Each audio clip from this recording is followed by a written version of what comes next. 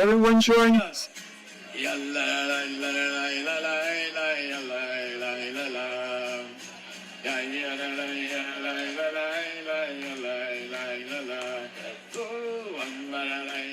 That's what it sounded like at the recent Yom Kippur Kol Nidre evening services earlier this month at Vancouver's Or Shalom Jewish Renewal Synagogue. Worshippers got up from their seats and came up to the bima to light dozens of candles, while their rabbi Arik Labowitz strummed the notes to a beautiful niggin on his guitar, a repetitive melody without words, popularized by Hasidic Jews as a way to elevate the soul to God. Shana Tova, Gamar Chatima Tova. Or Shalom is the oldest Jewish Renewal congregation in Canada and the only bricks-and-mortar one. Their regular programs include chanting and chocolate on Sundays, a musical Soul Shabbat Friday night service with dancing, and on Saturdays, vegetarian kiddushes are on the menu.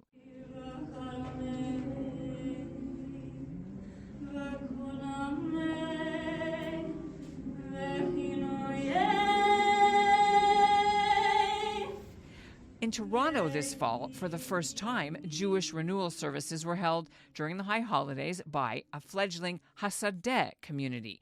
They started meeting the last few years in someone's living room and then in a Quaker meeting hall in the Annex neighborhood. And this year they attracted about 150 paying worshipers. Their services featured singing and chanting and prayers, storytelling, movement, meditation, and being outside in nature. And among the Hasadeh worshipers was Ralph Benmergui. You'll remember him as a broadcaster, author, and host of some of our past CJN podcasts, including Yechupitzville and Not That Kind of Rabbi. Over the years, Benmergui began to seek a different path to connect to his Judaism and was drawn to the way Jewish renewal felt.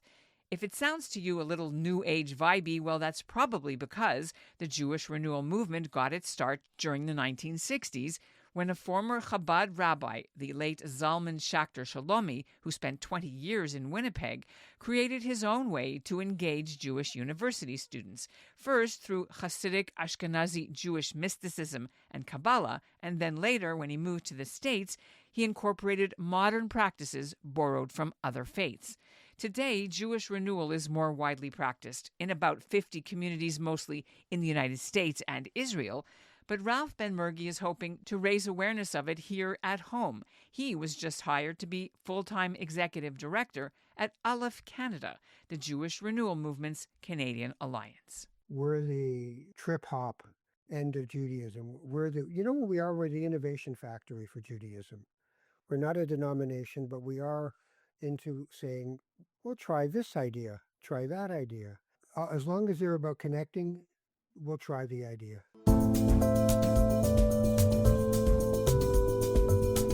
I'm Ellen Basner, and this is what Jewish Canada sounds like for Wednesday, October 22nd, 2025.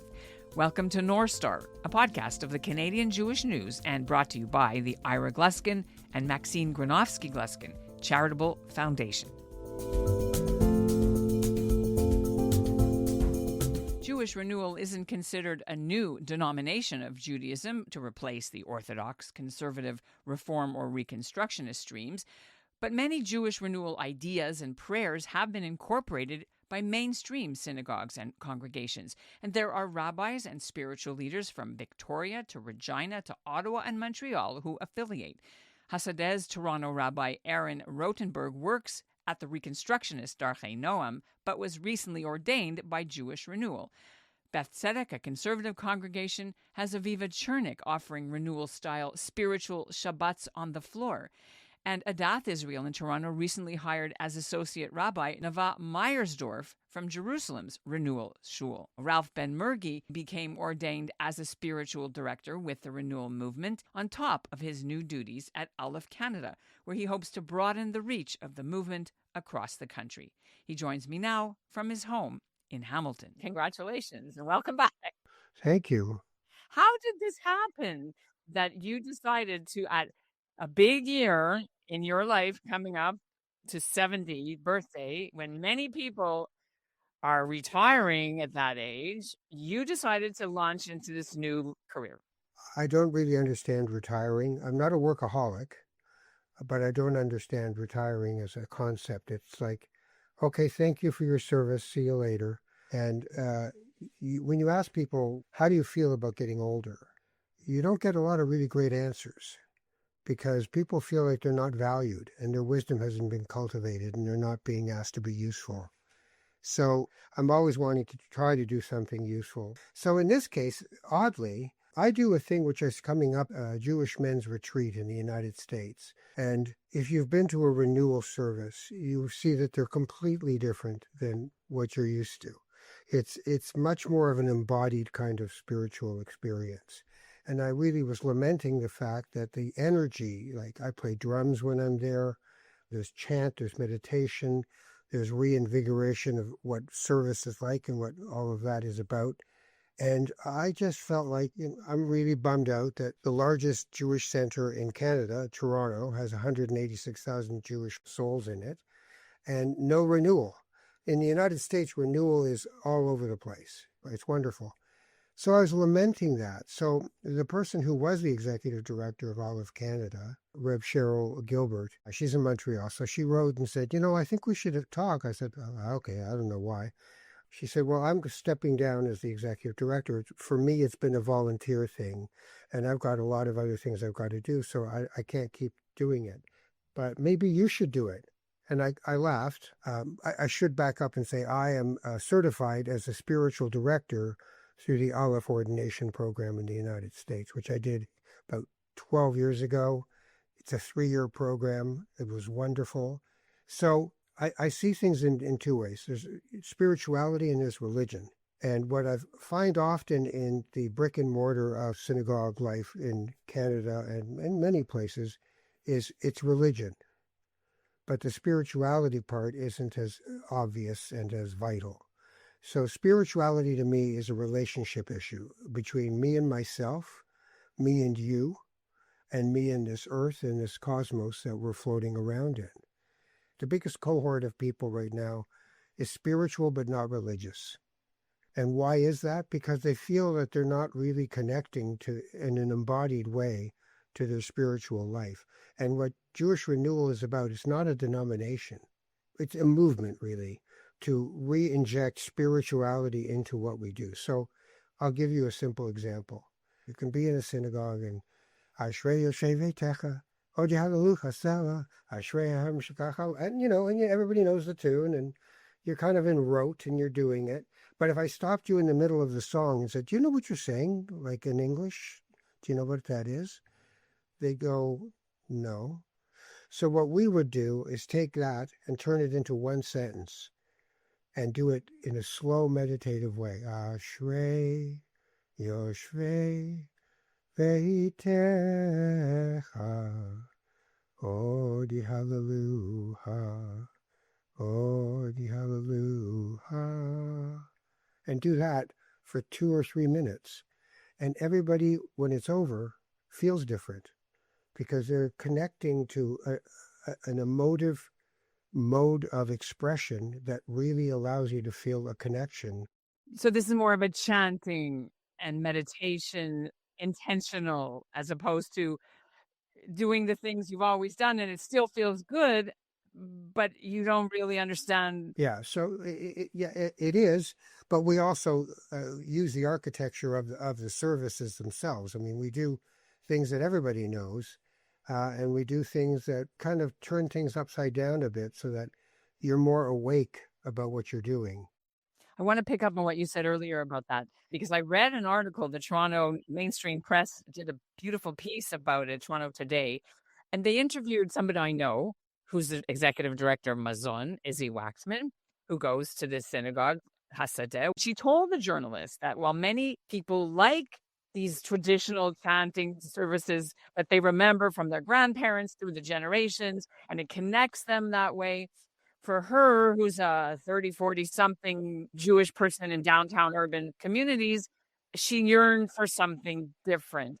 But the article, Ralph, called them New Hippie Jewish Congregation Millennials Toronto. So I'm wondering if that's fair. Yeah, I think it's kind of a shortcut to try to capture something that's authentic and sincere. I want to give an example of something that makes us interesting to me. I don't know about anyone else. So there's kosher, right?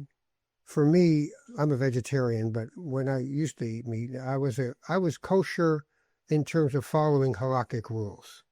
But I did not buy kosher because to me, that just didn't work, because the second largest meatpacking kosher business in the United States, the guy who ran it ended up in jail for being such an abusive, awful, horrible guy. Right. There was a whole bunch of stories during the pandemic. Yeah. So why would I be thinking, oh, it's kosher, at least it's kosher? Instead, what Rabbi Zalman Schachter-Shalomi, who was the founder of Renewal, did was eco-kosher. And eco-kosher is about having an ethical route to your food. Am I buying food that is mass-produced in factory farms with abused animals? If that's the case, it's not kosher to me. So eco-kosher is reinventing the idea of kosher and adding the idea of a truly ethical framework and a sustainable environmental impact. Maybe tell us what Synagogue is for you and how that just no longer works, when you came to that conclusion or that journey. So what I was taught in Hebrew school was that there was a God, and God had judgments, and God had emotions, and God would be wrathful and vengeful. But what I ended up with was God as a man with a beard on a throne with a naughty and nice list. Now, to me, that's Santa Claus. That's not God. I once did a B'nai Mitzvah class at a synagogue where I asked these kids, so I say God, you say, and every kid had a different answer. One of my favorites, though, was this girl said, oh. And I said, oh, what? She goes, it's like walking into a mist and being surrounded by this mist. That's really lovely. And I thought, well, that's just great. So everybody has their own version of what God is, but I couldn't accept God as Santa God anymore. So what I really gravitated to was the idea of God as a verb. God is not a noun. It's not a thing I can... In Judaism, God is unknowable. So why am I making him knowable or her knowable? Or there's no such thing as him and her. So what I live with is God as an action. That you and I at this moment are part of 2 trillion galaxies, not stars, 2 trillion galaxies that we know of, and more stars in those galaxies than grains of sand on Earth. So this is the humility with which I have to approach the idea of the creator or creation. And from there, everything that we're doing is the action of being a small microcell in the body of this ever-creative flow of the universe. It manifests itself in us, in our desire to have children, in our desire to create art, in our desire to be useful.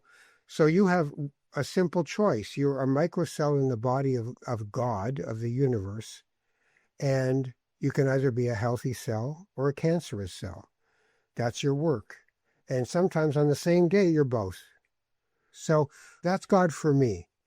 So what I've been learning about Jewish Renewal as I've been preparing to speak to you is that it has a lot of elements that is already in centuries, generations of Jewish tradition, like the Kabbalah and mysticism and Chassidut. But perhaps there's a bit of a stigma. Like I said before, they call you hippie Jews, but that's not necessarily fair. So maybe tell us a bit about some of these elements. You kind of alluded already, meditation, specifically, what would we see in other services, for example, that we already know? I remember I took my my second son to the Jewish men's retreat one year.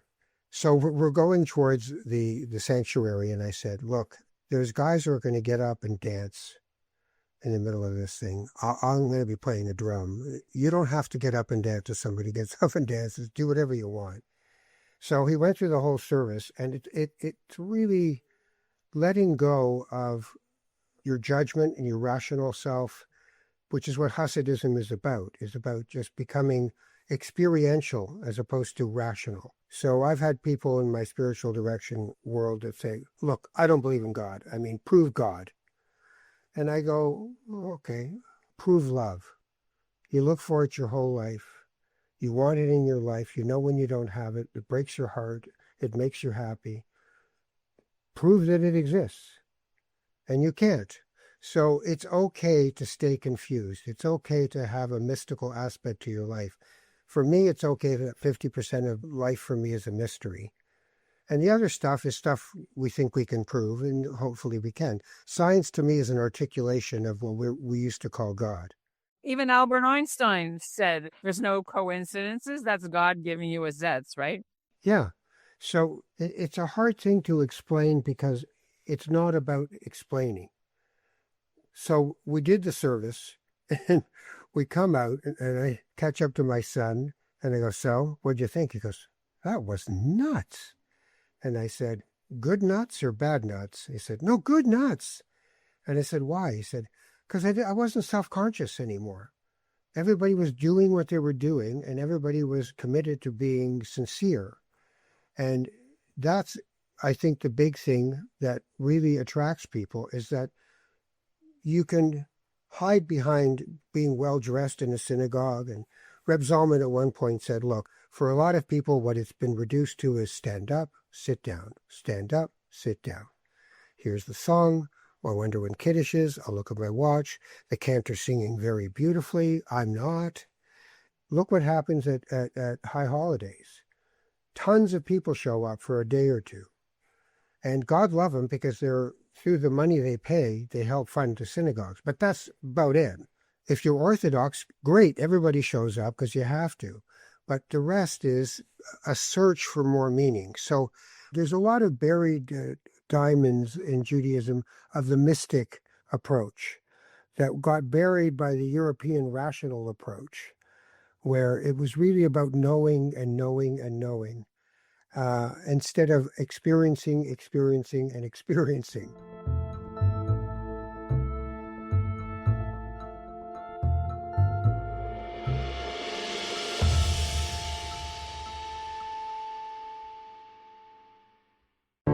Ever since October 7th, 2023, Muslim and Jewish communities in Canada have been torn apart.